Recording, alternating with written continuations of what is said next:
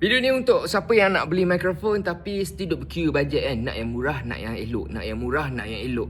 Ni dia guys. Mikrofon daripada Timi 3C. Kalau korang buka kan tengok, dia ada dua mikrofon kat situ. Satu, dua. Bukan tu je. Kalau korang tengok dia punya mikrofon kecil weh.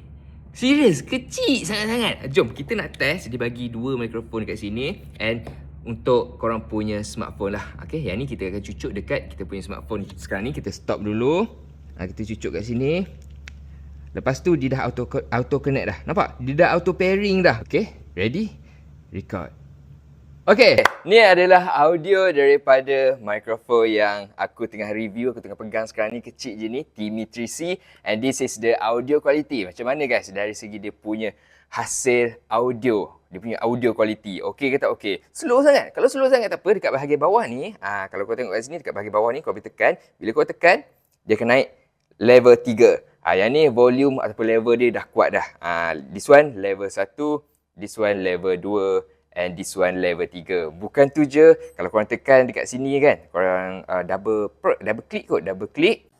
This one audio filter.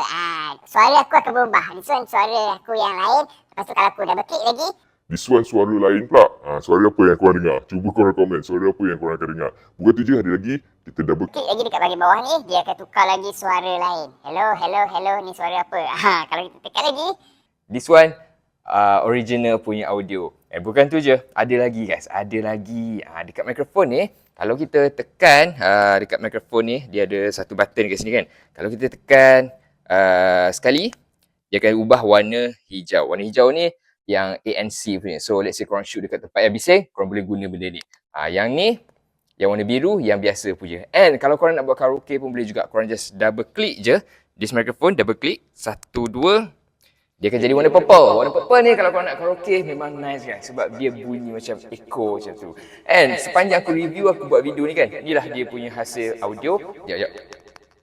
Okay, inilah dia punya hasil audio daripada this microphone. Macam mana? Okay ke tak okay untuk content creator yang baru-baru nak start ni? Kalau korang nak, macam biasa, beg kuning dah ada kat dalam video ni.